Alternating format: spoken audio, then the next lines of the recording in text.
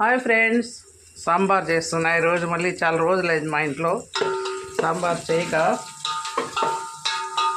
తిరువాత గింజలు, టమాటా, ఎర్రగడ్డలు. ఇంకో టమాటా వేసాం ఫ్రెండ్స్. ఇప్పుడు ఉప్పు వేసామనుకోండి, టమాటా అవి ఏంది మరలాగా ఉంది టమాటా చూడు. గింజల్లే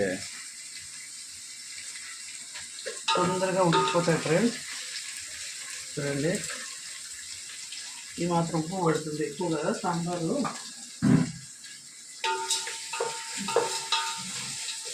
పసుపు ఈమా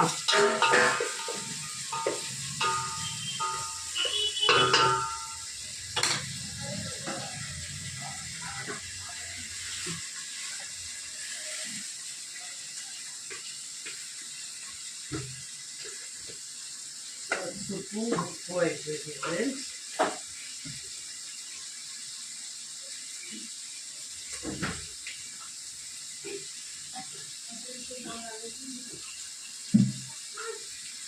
మునక్కాయలు, మట్టికాయలు ఫ్రెండ్స్ వేయించేసుకున్నాం.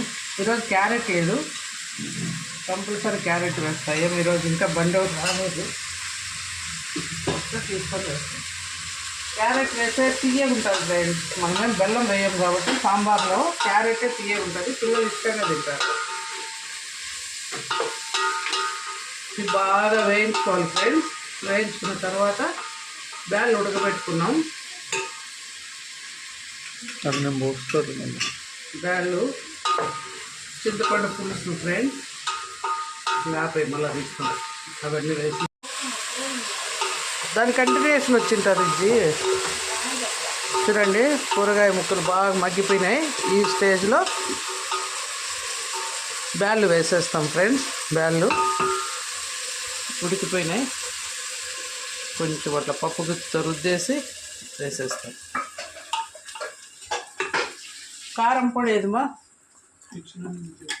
లేదు, ఎత్తిపెట్టింటుందా బాబా? వేసేసినాను. కారం కూడా వేసుకున్నాం ఫ్రెండ్స్.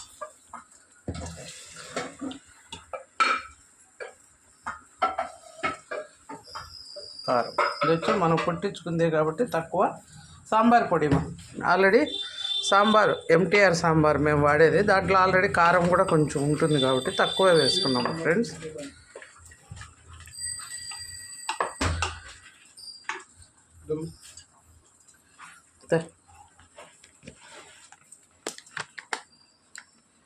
ఎంటీఆర్ సాంబార్, ఎంటీఆర్ రసం, ఎంటీఆర్ మసాలా, అన్నీ ఎంటీఆర్ ఫ్రెండ్స్ మేము వాడేది. వాళ్ళకి ఏమన్నా ప్రమోషనా చెప్పింది. చింతపండు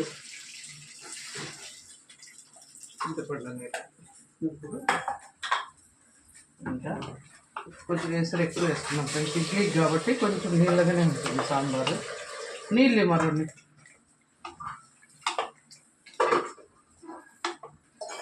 కరివేపాకు, కొత్తిమీర అప్పుడు వేయాల్సింది మేము మర్చిపోయినాం.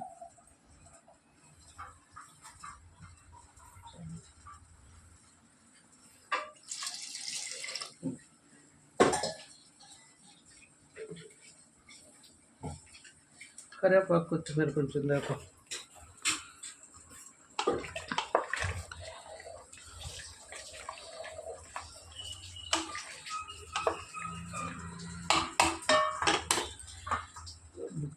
ఆవిడ ఇష్టం ఉన్నట్టుంది.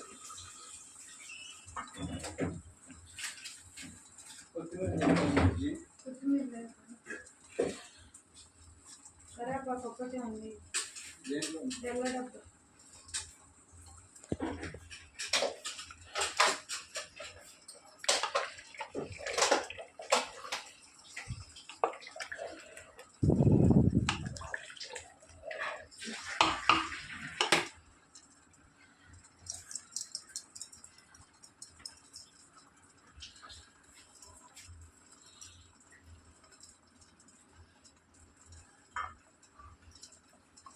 Okay friends, sambar ready.